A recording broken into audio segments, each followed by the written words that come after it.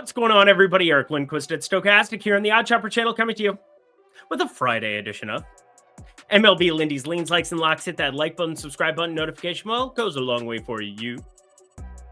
Goes a long way for me on this video. Goes a long way for you. That way you become a prize whatever great content is going live here at our little neck of the YouTube woods. I miss one video and everything gets thrown in a disarray. Even, well, my heater comes to kind of an abrupt screech here on Thursday. We'll see how the Minnesota Timberwolves do. Hey, Ty Jerome covered very easily over 20.5 points. Threw that one in last second because, well, Ty Jerome was set up for success. Craig Porter Jr., there were no lines at any point. I was looking at live, trying to take advantage of some stuff. Just didn't really see anything that was all that advantageous. So, yeah, Ty Jerome, thank you for cashing that. Oh, but MLB was a disaster overall.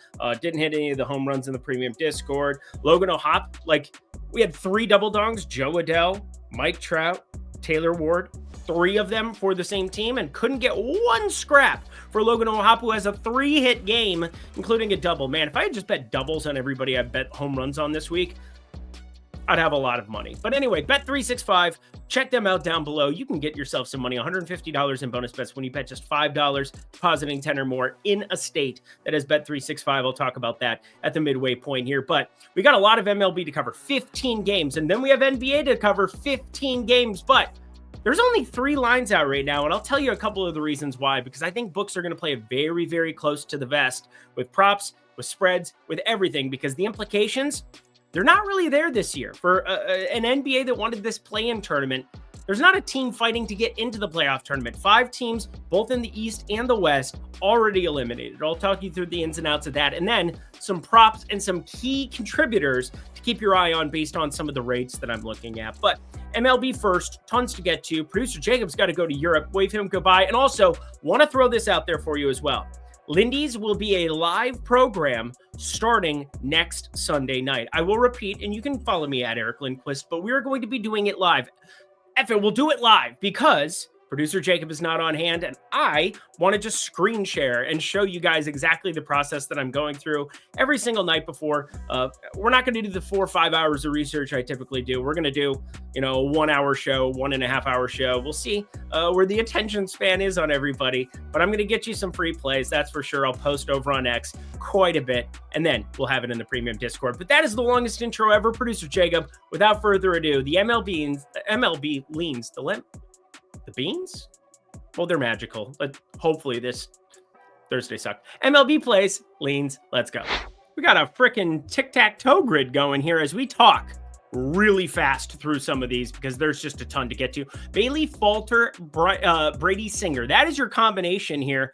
Brady Singer, once upon a time there with Kansas City. Bailey Falter, he's faltered just basically Pittsburgh recently, so that's cool. Anyway, Cincy money line, it's just a little bit too juice heavy for me, although Brady Singer, 235 xWOBA. My main thing is Bailey Falter, despite the fact that he's giving up that hard 56% hard percentage, 56% hard hit percentage. I can't talk today.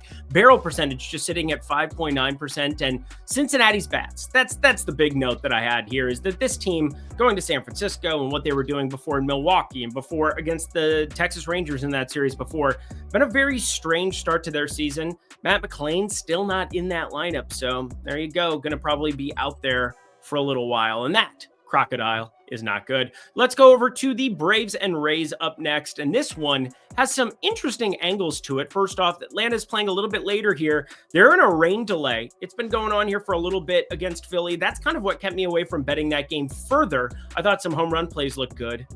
Almost bet Kyle Schwarber, did not bet Kyle Schwarber, did not post Kyle. Should have just bet Kyle Schwarber. But anyway, it is top of the 7th, rain delay, 1-1 in that game.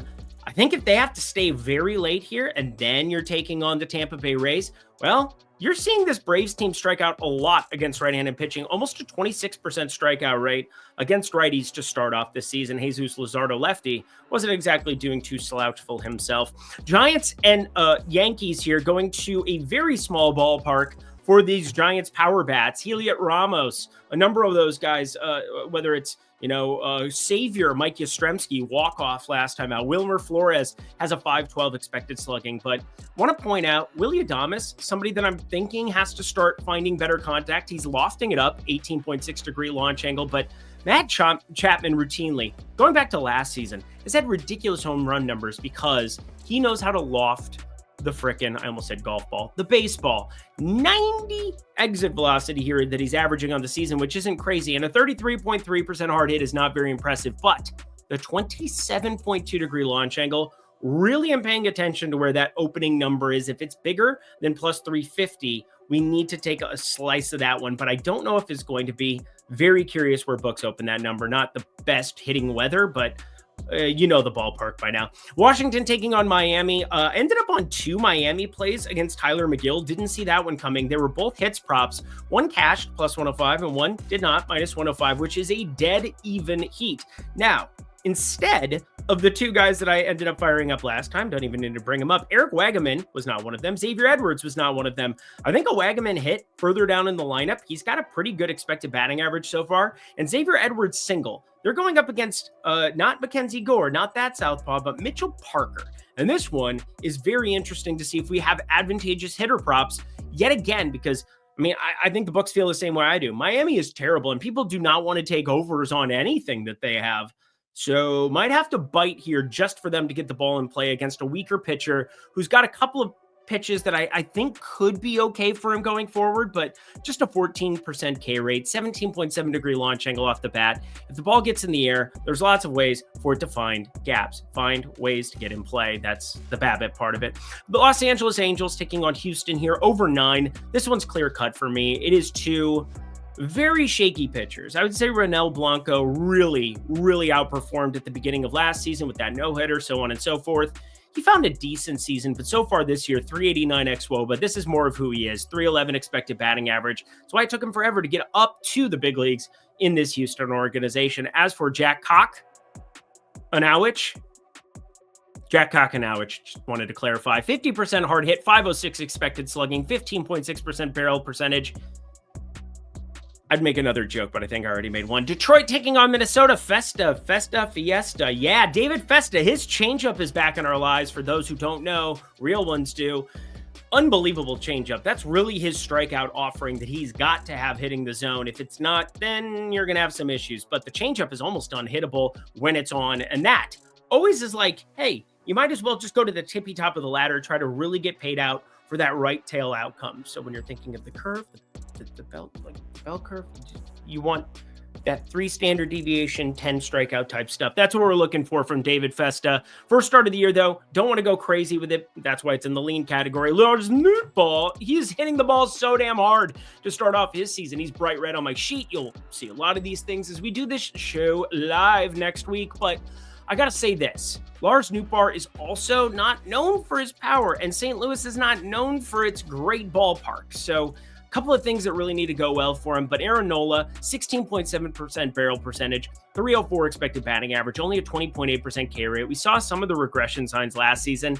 If it gets worse as we go into the summer, you're going to see shorter numbers on the home run sides, and Lars Nootbaar, once again, just smashing baseballs. Brendan Donovan is too, for what it's worth, but the 21-degree launch angle for Lowell's ball, that's very important. I'm done doing that bit. Colorado, San Diego in Petco. Yeah, I'm not a big run line guy. You've probably seen them from time to time on Dodgers because there's really no other way to invest in that baseball team.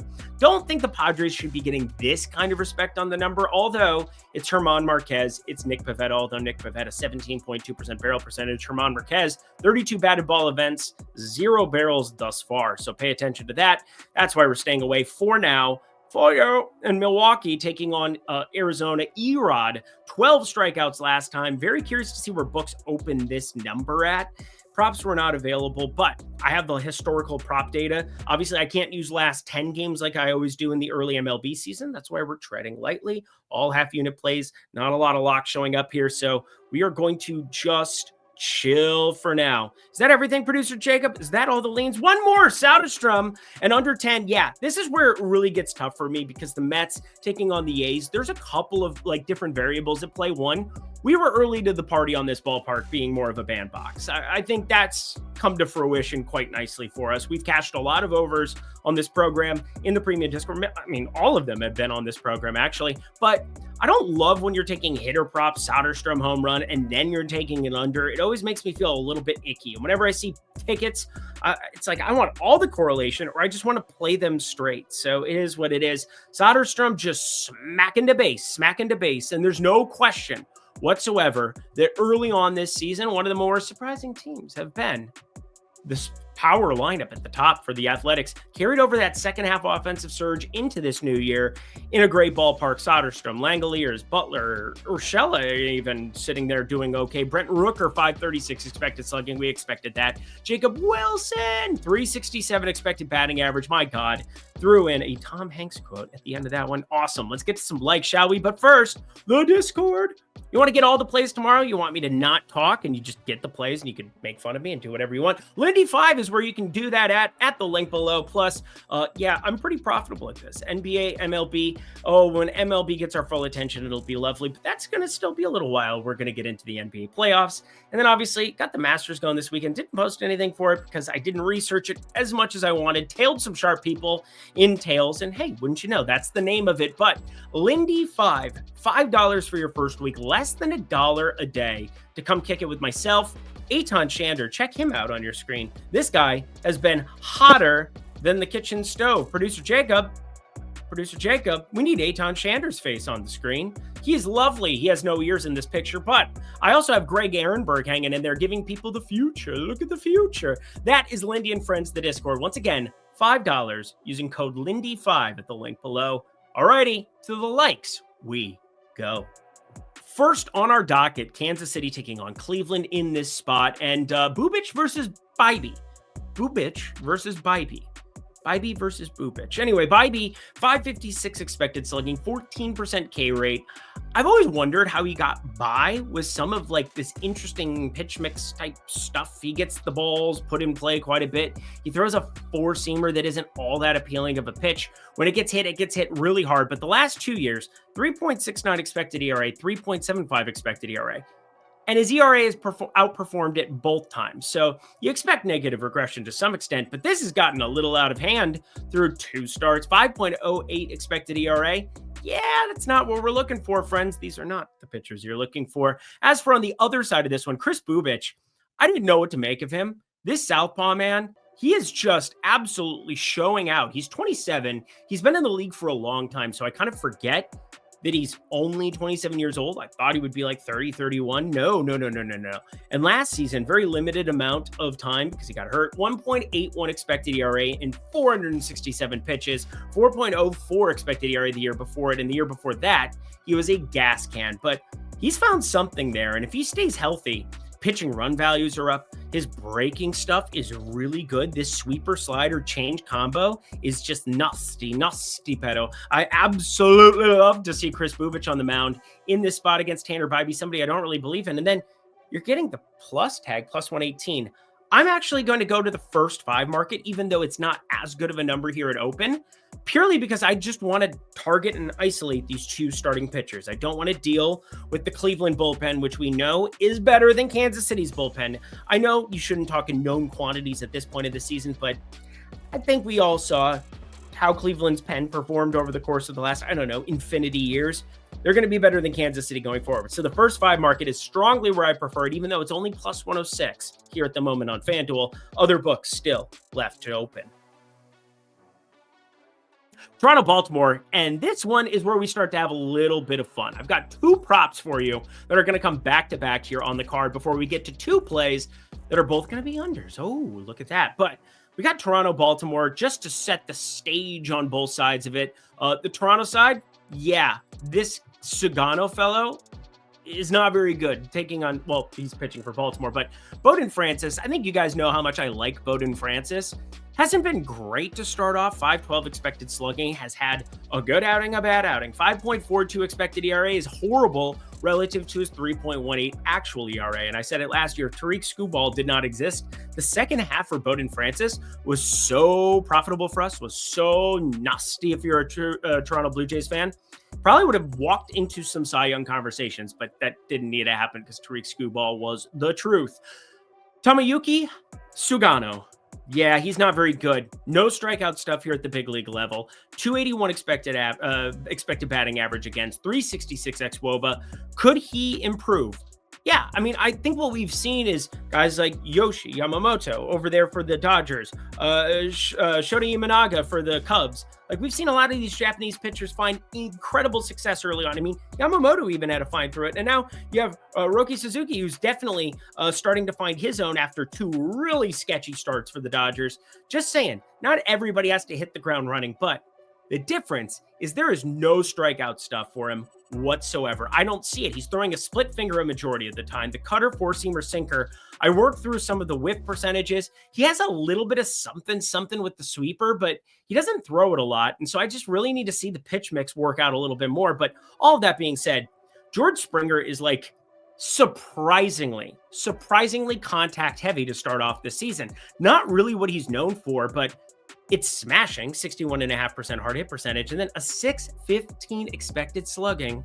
I can't even tell you, friends. The guy is on another planet here. And oh yeah, the main thing, 344 expected batting average. You start throwing that together, they have to move him up from 6th and 5th up to 4th, batting cleanup here sooner, and might be leading off, although Bo Bichette, I think he's probably pretty locked into that role. He got a rest on Wednesday. Vlad Guerrero got a rest on Thursday. They're going to be a fully operational Death Star here on Friday.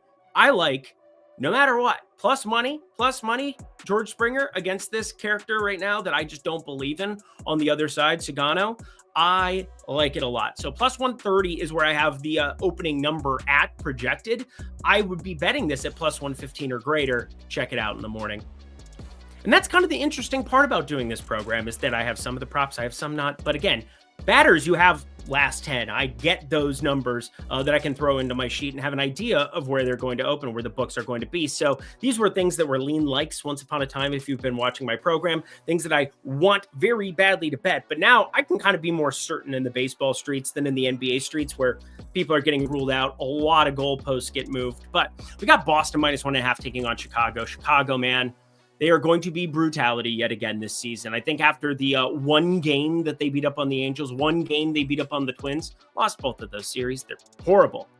They're absolutely abhorrent. And then they're playing without a lefty in Andrew Benintendi, who's one of their better hitters. I know that's not saying much, but Sean Newcomb, 308 expected slugging so far, very limited sample, 296 xWOBA, but kind of like what I'm seeing from him. We'll see how he progresses. Don't really want to back him there, but Davis Martin is awful on the other side. 445 xWOBA, 630 expected slugging, 8.2% strikeout rate. That is really impressively bad. Like, he has a fastball. That's what he's known for, but there is nothing breaking. There's no strikeout hope unless somebody just swings at air or swinging for the fences. And that is really good for a guy named Rafael Devers, who I think is getting a little bit of a bad rap for his awful start to the season. You look through his hard hit data. Guess what? He is leading this baseball team by a mile in hard hit, 71% hard hit, 453 expected slugging, 15.3% walk rate. Obviously, we don't want that. Don't walk him, Sean Martin. So, yeah, Rafael Devers at anything with a plus sign in front of it for 2 bags, that is autoplay. So, again, this is like the old lean likes. This is, it's not out yet, but Rafael Devers is going to be on the card in some capacity here in the White Sox. Oh, yeah, wind 9 miles per hour out to right field. Let me remind you, though, books can look at weather, too. What your analysis of the weather is not special. It's baked into the price that they're offering. You have to decide whether it's right or wrong. That is what's really hard about doing this at times. But anyway, off my soapbox. Rafael Devers, 2+ bases. Let's move on. Texas, Seattle, that's up next. And this one's quick. Under 6.5/7. Let me tell you the quality of these two pitchers. I don't think it needs to be really beyond this. Bryce Miller, rough start to the season to some extent, 308 expected batting average, but He's only given up the one barrel in 35 batted ball events. He continues to be pretty special, and I don't know what to tell you other than Jacob deGrom, when he's at the height of his powers on the other side, is the best pitcher in baseball. 31.3% hard hit so far this season.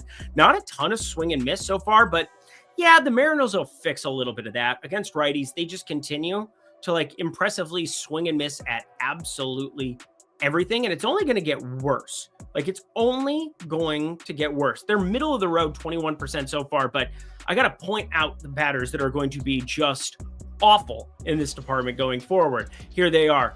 Donovan Solano whenever he's in the lineup, Rowdy Tellez whenever he's in the lineup, Randy Arozarena, Julio Rodriguez, Mitch Garver, Cal Raleigh, Luke Raley. All of them I'm projecting for north of 25% K rates. The rest of that's 5 of their top 6 hitters that are going to be 25% plus Ks. Oh yeah, and Jacob deGrom, really good. Give me the under a 6.5 or 7, wherever you end up getting this at. And obviously, I just have a little bit of that 7, but 6.5, I still think it's advantageous. Most popular numbers that you land on in baseball: 7, 9, 7 or 9. 3-3, you play to 7. 4-4, you play to 9. So one more under. Let's talk about it. Always a little bit uncomfortable when you're going to take an under on a Dodgers team that you know can make you look really, really silly really, really quickly. But price is a thing. And price considered, I think this is my favorite MLB play that we have so far on the board. Now, there are going to be tons of props. Tons. There are 15 games on the board. I was out of commission basically Tuesday, Wednesday. I apologize for that. Obviously, just the one video miss because, well, just, life takes over sometimes, and that's okay. Handle your business, Take care of y'all chicken. Take care of y'all Mentos. Producer Jacob knows. Producer Jacob knows. You know how much I love Marshawn Lynch. Anyway, the Cubs taking on the Dodgers. And under 8, truly because of the starting pitchers and the quality of this Dodger bullpen specifically. Not terrible so far with some of these pieces. I think we're going to see improvement. But Caleb Thielbar and Porter Hodge, there's still some good guys. Brad Keller is in that pen now, too. He's been okay so far. Ryan Presley's been awful. That was kind of carrying over from his Houston days. But Yoshinobu Yamamoto is just so confirmed good, friends. 30.2% K rate, all ground ball contact. So you're getting swing and miss, and you're getting ground balls. I love you. That's really the recipe that I am looking for, because you just make my life very, very easy. The Dodgers infield, very, very good. I mean, it's just square peg, square hole kind of a thing. Give me the under of 8 here. And it's minus 105 at FanDuel. Again, 8, not the greatest number, because again, 4-4 tie. It's not like having a hook any direction, but I would be setting it at 7.5. So under 8, I'll take it. I'll leave it. I'll get out of here. Let's talk NBA, shall we? But first, Bet365, damn good find. I'll suck at you one more time. Bet 5. Get a minimum deposit of $10 as well. That's what you got to do. You bet anything that has a minimum odds of $500, and you got to be, minus 500. Good Lord, I don't even know what I'm talking about. So here you go. Bet 5, minimum deposit of $10, minimum odds, minus 500 or greater. So you could bet the biggest favorite on the MLB board tomorrow for $5, and you're going to get $150 in bonus bets. Now, here's the thing. You got to be in one of these states: Iowa, Arizona, Colorado, Indiana, Illinois, Louisiana, New Jersey, Ohio, Pennsylvania, Tennessee, Virginia, Kentucky, and North Carolina. Come on and raise up. Take your shit off. Twist it around your head. Spin it like a helicopter. Get 150 in bonus bets right now at the link below. Only if you're 21 and over. If you have a gambling problem, please call or text 1-800-GAMBLER. Back to the NBA picks we go. I guess it's technically not back from anywhere because we just are showing up, but I'm going to fly through this because we have playoff implications for 2 games, and those are the ones I actually have plays from. So books are going to be beside themselves tomorrow. You're probably going to see an auspiciously low number of props on certain guys because there's kind of some leap of faith you have to have here and there and everywhere. But let me just fly through who has something to play for, who doesn't, and why. What is on your screen is on your screen. Milwaukee, Detroit. Giannis ended up playing on Thursday after being downgraded to questionable. I'm a little bit surprised by that, but it ended up being the case. Kind of made betting props there almost impossible, but I do think there's a chance we get Bobby Portis props out earlier. Now, fortunately, they did not get posted today because I would have bet every alt to the moon, not Cinnamon from the Mummy. But I think against Detroit here, they're pretty locked in here at the 6th seed. Like, they can't really fall below. So they're basically just, who wants to jockey for what? Because Milwaukee's the 5 seed, Detroit's the 6. I think Bobby Portis just gets like a little field day. He played 28 minutes that first game. I need to go back through the box score here for Thursday, find out exactly what's going on. Don't know why my TV just turned off. Whatever. F it. We'll do it live. There we go. We got Orlando and Indy here in this spot. Cole Anthony's the guy I've got my eye on. You've got Orlando. They are locked into the 7 seed. Atlanta cannot catch them. I repeat, Atlanta cannot catch them. There are only 2 games left for every team. You have every team in play on Friday. You have every team in play on Sunday. But Cole Anthony, he's one of those guys where if you're going to be resting some of these pieces, Paulo Banchero is questionable here at the moment. You could end up getting just a field day for Cole Anthony, another high usage guy. You can probably sense a little bit of a trend going on with this. Now, Anthony Black, I do expect to get the start, but more interested in Cole Anthony off the bench once those prop numbers drop. Atlanta by fatality, they are going to play the 76ers, and Atlanta needs to win a basketball game, but they've got very lucky. They had dropped into their lap Brooklyn, and now taking on a 76ers team that has no interest in winning this basketball game whatsoever. So Atlanta, as long as they show up with a pulse, they should be fine in this one, no matter what. But I repeat, Atlanta, they are currently jockeying here with Chicago, so I expect them to win by infinity. It's going to be hilarious because, again, Atlanta was like 15.5-point favorites against Brooklyn, probably a lot of the same stuff. Charlotte, Boston, 18.5. We saw them rest everybody last time out, but Tatum is expected to play. Jaylen Brown is out for this one already. And there's lots of ways where I think Derek White, Drew Holiday, and Kristaps Porzingis all get some rotations, at least first half rotations. Now, you can take advantage of that if you start to see the tea leaves or if you hear news where you just single game parlay the unders of all the starters and hope that they rest in the second half or that this is a blowout. And guess what? You got no Miles Bridges out there. Ball is out for the season. Like, yeah, there's blowout potential. Although Mark Williams off the injury report, surprised by that one. Cleveland taking on the Knicks. I don't think the Knicks play anybody of any importance. They decided to roll everybody out today. Now, they can't catch Boston. They're in the 3 seed, but there is a chance, like a very, very, very slim chance that Indy could catch them.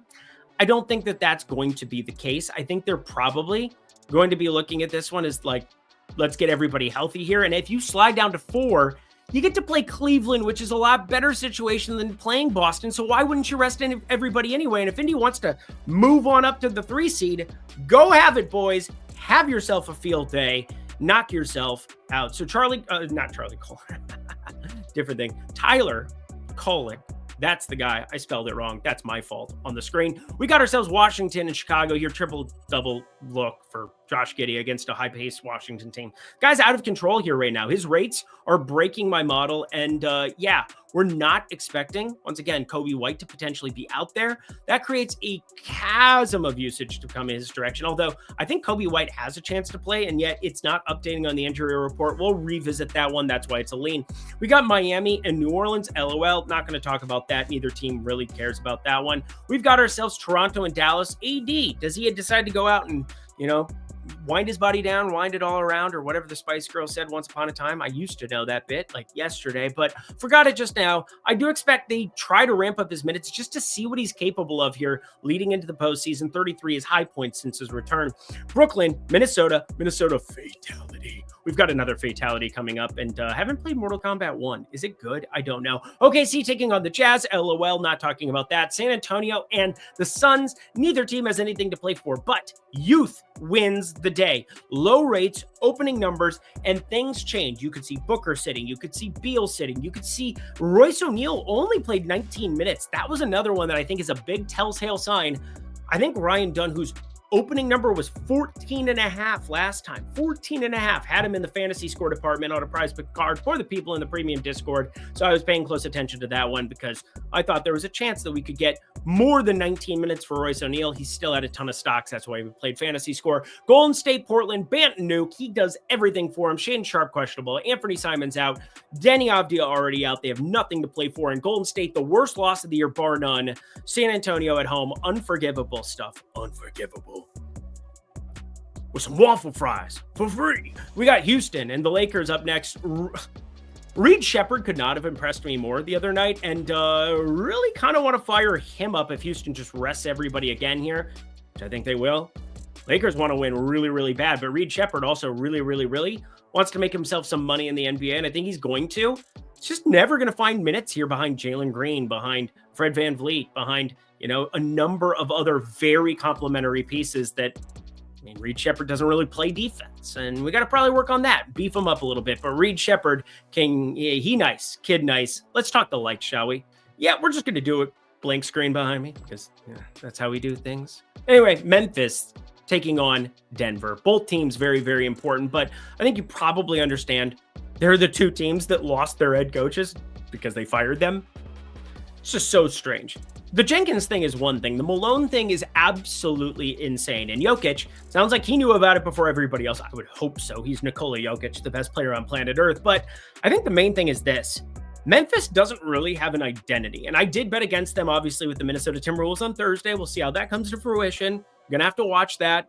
A little bit nervous, just getting going. I'm not going to look at the screen here until we are done with this program. But Denver doesn't have to play on Thursday, so they're coming in fresh for Friday. Fresh for Friday. Now, Jamal Murray not expected to play, but Jalen Pickett, he kind of nice, isn't he? Jalen Pickett. Siena? Isn't that where he went to school? Producer Jacob, double check. Did he go to Siena? Where I just had my brain go. Jalen Pickett. These are the things we do on this show now. Where did Jalen Pickett? Come on, put on your God mic. Let the people know. Siena, then Penn State. I remember him, Siena. I used to bet college basketball a lot. I don't really anymore. No time for such things. So we got time for this. Denver -6.5. Love it. Like it a lot. Nikola Jokic, they took care of business against Sacramento. That was nice. And this will be nice too. Another team that has a lot to play for, the Los Angeles Clippers taking on Sacramento. Now, Sacramento, to cover their side of the street first, 39-41. They are locked in to being either in the 9 or the 10 hole. Now, that means that they are either going to be hosting or not hosting a game that could end up having them play to go to take on Oklahoma City. Like, that would be the only team that they could end up playing. And that's fine. I think they're fine with that. I think it's a better matchup actually for them than the Rockets. That's kind of a discussion for another day, but I'm not saying that that Oklahoma City isn't better than Houston. I'm just saying Sacramento has guys that up the variance from 3, that being Zach LaVine. Keon Ellis starting to look nice a little bit too. Yeah. But we're going to the Clippers side. This is all about the Clippers and what they have to play for. They are the 5 seed right now, 48-32. They're going to take on a team in Sacramento that doesn't have as much to play for. And you could potentially see them easing minutes for guys just to make sure everybody's good, especially if the game gets wonky. And that's where you see this number covered. Clippers -6. Let's call it a day. And that does it for a 30-game edition of MLB and NBA Lindy's Leans, Likes, and Locks. Head to the comment section below. Let me know how crazy I am. But hey, under 33 minutes, that's basically like a minute a game. It's pretty good. Producer Jacob, go to Europe. Get out of here. Get out of here. Say thank you to Producer Jacob. He's been the absolute man here for years. Cannot love the man enough. He deserves a week off, and I don't. That is for sure. I had a day off this week. That was good.